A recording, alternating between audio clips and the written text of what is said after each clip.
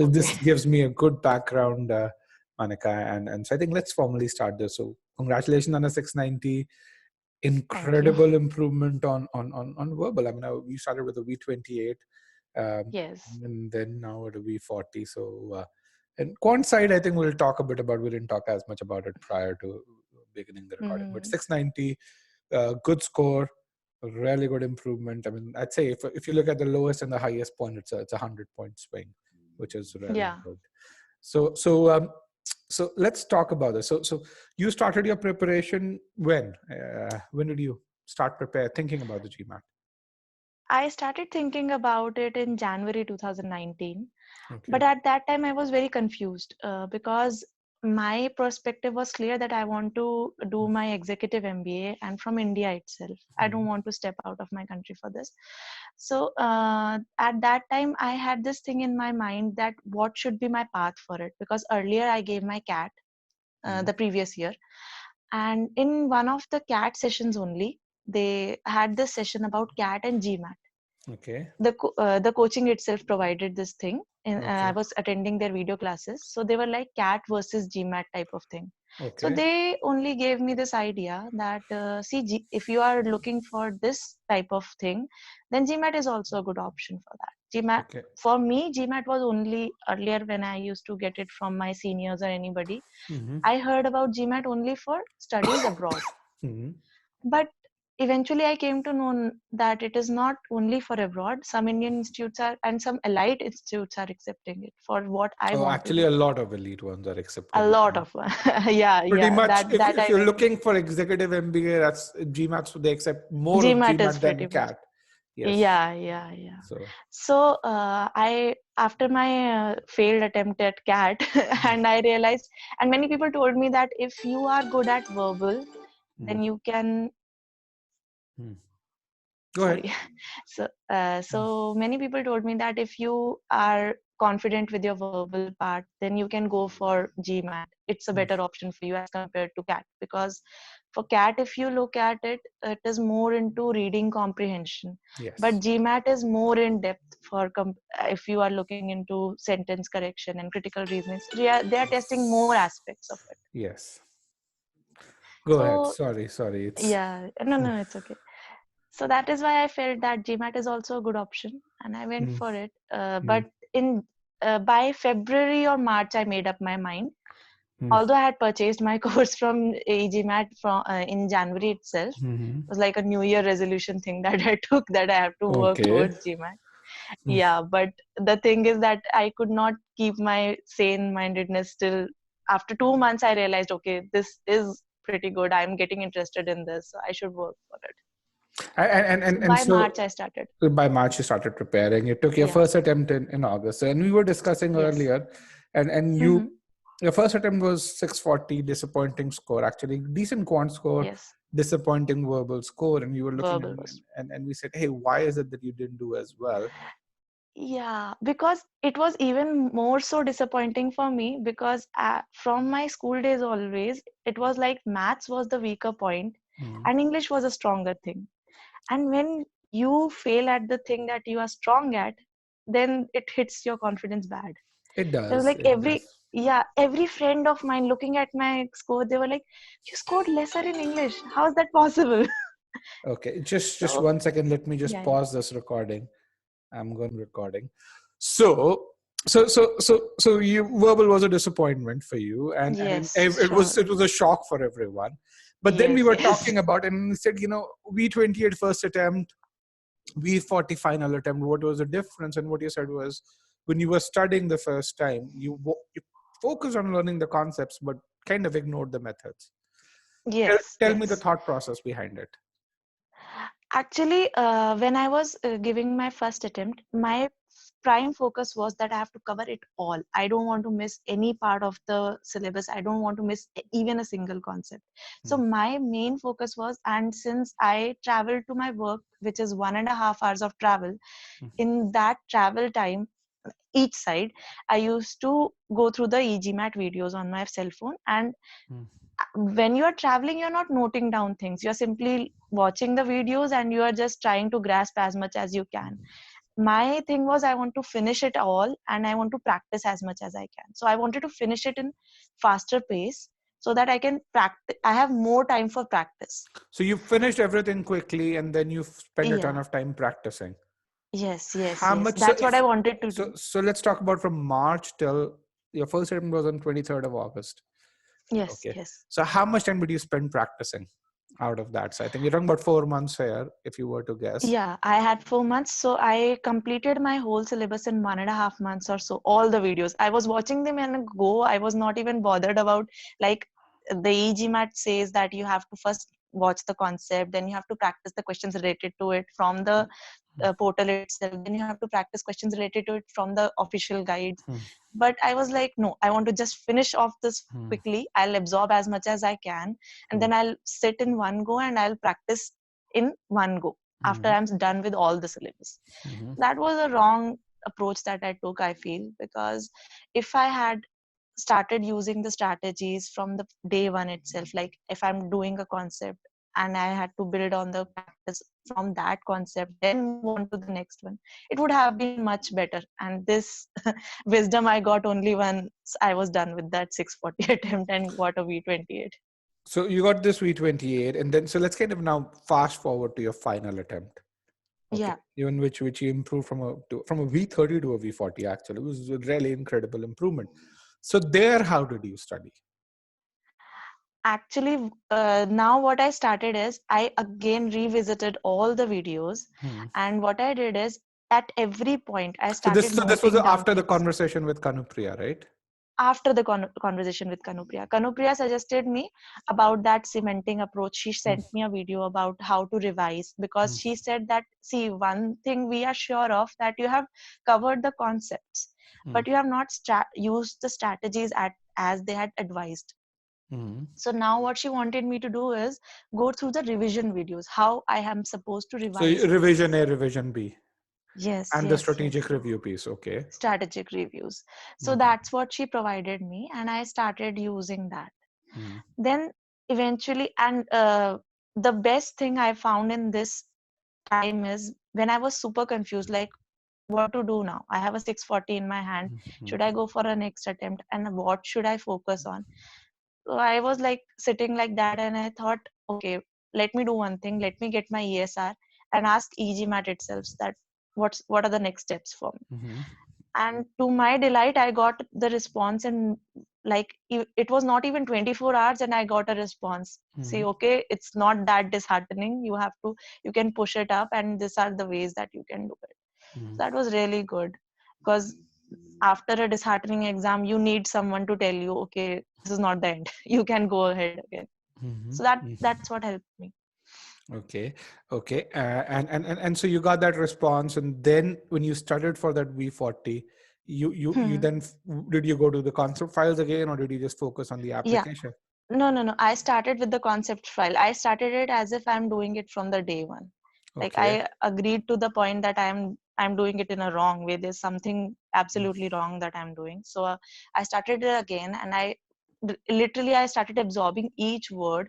If they are saying that no, stop here and do the official guide questions now do the concept questions, and now go for the questions that you have in your sorry, that part, the Scholaranium.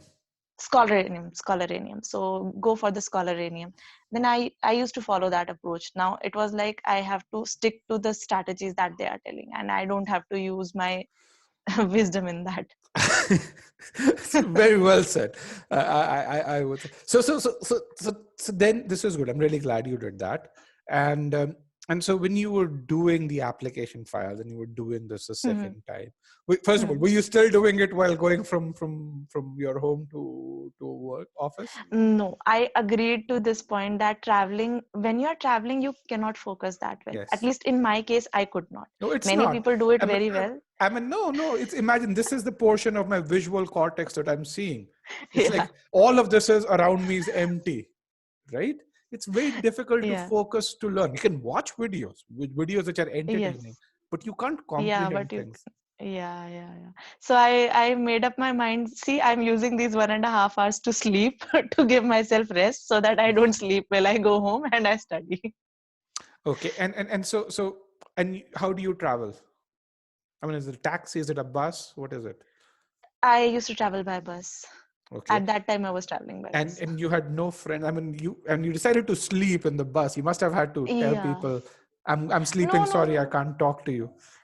No, I know I didn't have friends. It was like a public commute, so It there was a was no public issue commute. like that. Okay, there was no issue Yeah, like yeah, that. yeah. I used to sleep well, and that Mm. was all with me. I used to have my alarm. I knew I'll reach my stop at this time and go off to sleep. Interesting. And then, so when did you study then? Then I used to reach my home by 8, Hmm. and I used to study for 8 to 11 or 8 to 12. That used to be my And what about more or dinner? less. Yeah, I would like do it in between only. Okay. That was Okay. not an issue. Yeah, That yeah. was not an issue. Okay. Dinner is a big issue for me, but okay. No, no, no, no. I never compromised with food and sleep. Never. Okay. Okay. So you did that. That's very nice. So you did that. You got the SC approach. Would you look for the meaning while answering questions in your final attempt? Yes, yes, yes. What I did was I basically when they used to always say that you have to first look this type of subject verb type of Mm, error, then you have to look for whether the verbs are ending mm. in number. So they had this pre-order Yes. that the videos told us. So what I did is I created an anagram for it, and I learned it that way that I have to look for What's the subject verb. anagram? Maybe other people can use it.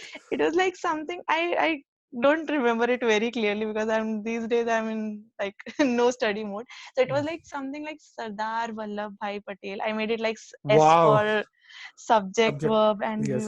Vallabh was for verb, and then Verbs. P pronoun errors. Yeah, so Wow. that's how I made it. Interesting. If So you can every recall time. that, do send it over to me. I think Yeah, that's yeah, sure. that's that's something that we might really just say it comes from you. Okay. Okay. So that's good. That's really good. So now let's kind of fast forward this, and I'm looking at, actually have your stats over here in front of Mhm. me, and I'm looking at that, and I see really good scores in on the concept and practice files, probably because of the second attempt. You did really well. And I mean, the concept scores in sentence correction are 95%, 99%, and the application scores are 95%. In critical reasoning, concept scores are at 88, or actually, hold on. Concept scores are 94 and application scores are also 94. And practice scores are 88. I mean, that's really good. So I can see that in that first stage of learning, you did very well. Also in Scholaranium, I think Scholaranium does the cumulative, it doesn't override. Mhm. So for me, when I look at it, good accuracy in medium. It's not where I would want it to be, but because I think you practice early on when you were not following the methods. So your accuracy must have been really low. But towards the end, your accuracy would have definitely improved, because otherwise you wouldn't see a V40. And in RC, I see a 52% accuracy in hard questions, which is, I mean, for us, the threshold is 50 to get about 70th to 80th percentile ability. So that's, I mean, I can see the improvement embedded in there overall. So, but when you were taking that attempt the final time on the verbal side, what Mhm. was I mean, how did the test feel compared to how it felt when you took it the second time or the first time? See, one mistake that I made on the test day, and this is I'm talking about the Final attempt. 690 attempt. Yeah, 690 I'm talking final about the attempt. final attempt, Hmm. 690 attempt. The biggest mistake I made is that, and that is why I feel I ruined my quant. When I was giving my verbal, the disheartening already settled in because the RC questions that were coming across, I was finding them too difficult to manage. Mm. I didn't use this much of my brains that this is an adaptive exam. If it is getting difficult, then it is going good. But Yes, I was yes. like, no, maybe I'm making mistakes. I'm Mm, not doing this right. Or mm, like the part that was going good, I was thinking about it in a negative manner. mhm, And once that pace sets in, no, then you ruin the other part. That happens because mm. I was like, even when I was finishing my exam, when the score screen was loading, I was like, I know I'm going out with a disheartening score. I was so You're the disheartened. second person in 2 days. So I interviewed a girl yesterday. Her name is Asta Chabla. If you go on our YouTube, you can see her video. Mhm. She took the GMAT 3 times. In the second time, she had a 710, and then she scored a 710 again. Before she actually took it 4 times. So in her third attempt, when she was scoring a 710, she overshot her break by about 6 minutes. And so she said, man, my verbal is crude. And she didn't even bother to do well on verbal. And in the end, she said she was expecting a 28. She realized a 30. She got a 35. And she said the same thing. She said, had I focused on verbal, this was something that I didn't focus on at all during the attempt. I'd just given up. I would have probably gotten a 7. So eventually she ended up with a 730, and she's now going to start studying at Kellogg. But she said, had I focused on verbal in that attempt, I probably would have gotten 730 right then. Exactly. That's what I would tell anybody who's giving GMAT, that even if you're feeling that this part of your exam is not going well, do not let that hamper your performance in the other part that you're going to attempt. Because even if actually not even that part, right? You're doing well in RC, you got a V40. But I'll tell you, I wasn't expecting a V40 at all, because the way it was going, the sentence correction and CR were going too smooth, and that also made me worried. Like, oh God, I am getting all these correct. So is it that the exam is getting easier for me? That means I'm ruining it. I'm messing it up. Yes. Yeah. So I was like, okay, maybe this is going bad. And then I'll get a difficult RC question, and that would add to my misery. Okay, now I'm not even able to understand this RC. I'm not getting the gist of the question. So that's why your quant part was messed up, because I see good scores in the quant part, and I see a Q44. It's not great, and so you had a Q49. Yeah, right. I had a Q49. So then fast forward, you get that 690, a better score, especially after the 590. And then you see a V40 and a Q44. What was your expression? First one was of disbelief, surely. Within the minute, I was sure that it is not a very great score, but at the same time, I knew that it would be enough for what I want to land up with. Okay. So because many of the portals that I was going through, and everybody would tell me that 680 plus would help you land a good college in India. And especially now, that would sound a little biased, but people told me being a girl plays an advantage over there. It's a statistical piece. I mean, I was gender diversity and I was thinking about it, but yeah, I mean, even guys get in with 690 if you have a good background. So that's something which is there. So 690 is good, but then you saw the V40 and the Q44. What was going on in your mind? V40 was definitely a pleasant surprise, because while attempting it, I was not feeling like getting a V40. And Q44 was a little bit of disappointment, because at least not a 49, because while you are attempting the exam, at least you know where you'll stand. You have a rough idea. I can't say that because I didn't expect V40. Yes.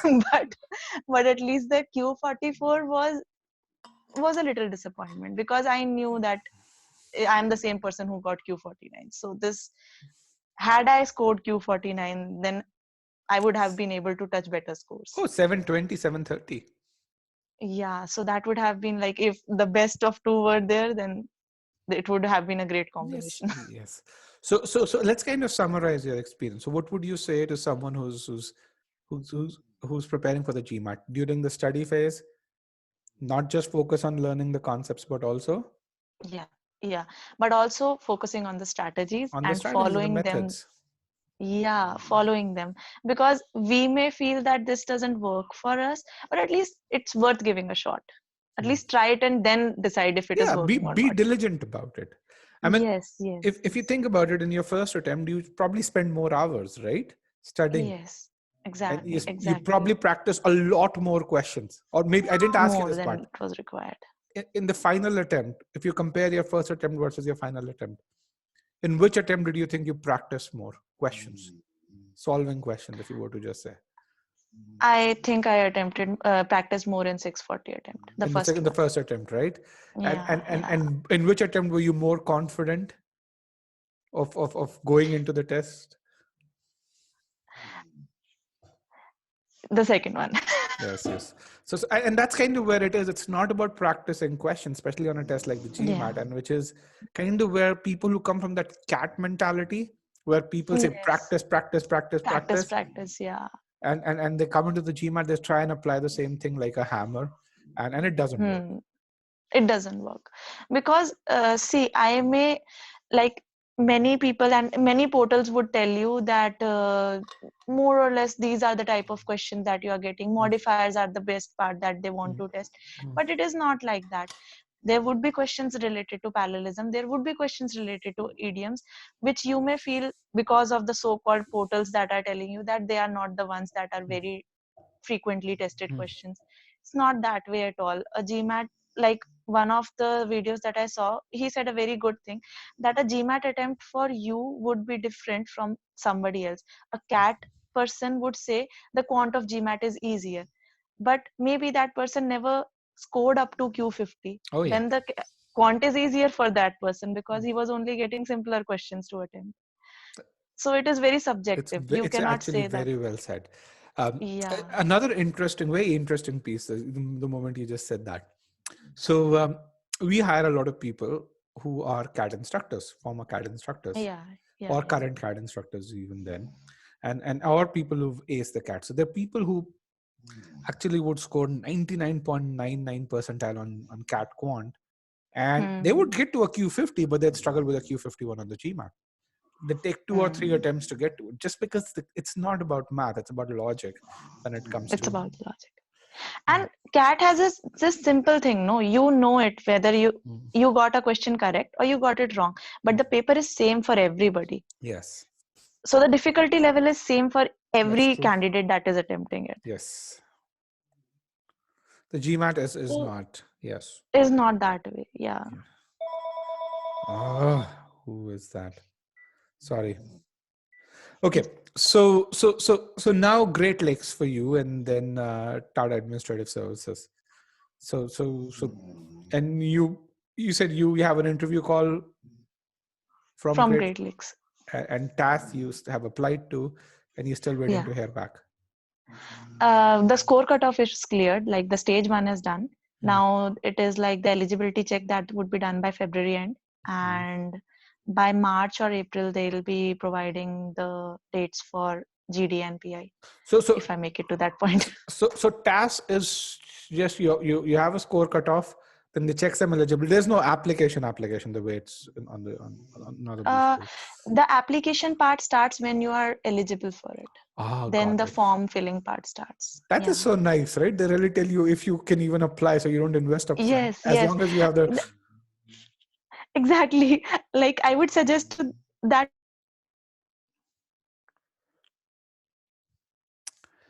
Manika, I think we lost you.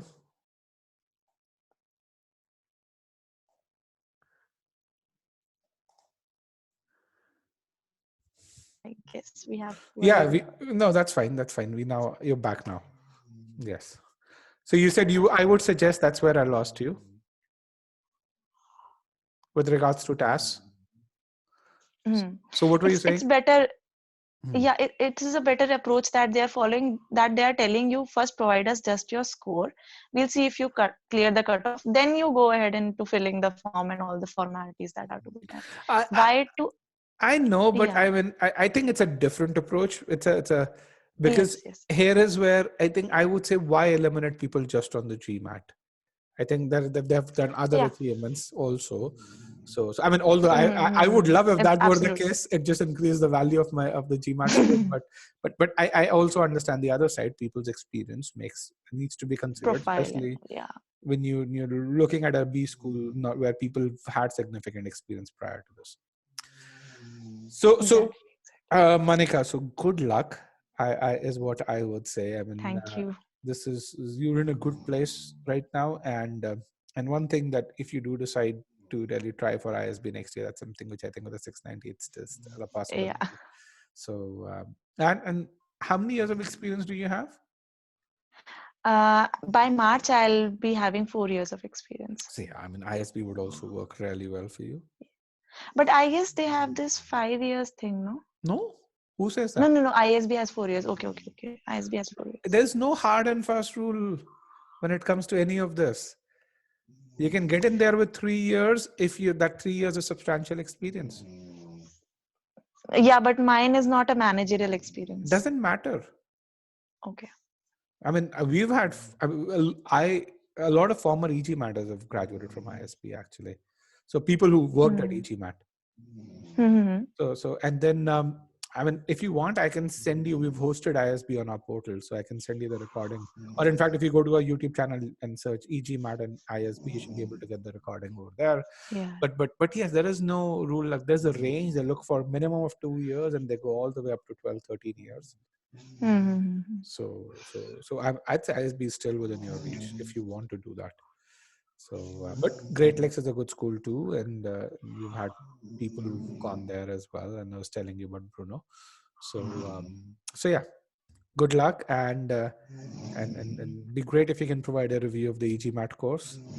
Sure, thank you. All right, I'll do that. Any other question, Manika, that I can answer?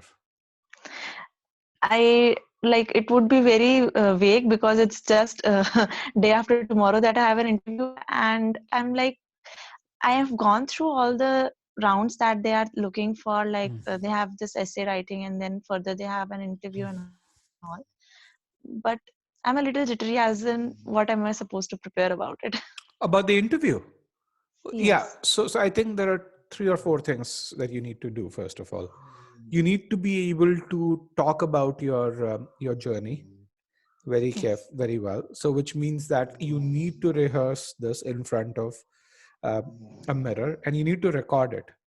And frankly, if you don't if you're unable to hear yourself, I mean, if you find that engaging, then redo it. So the first question is, walk me through your resume. What are the top 3 achievements that you've had?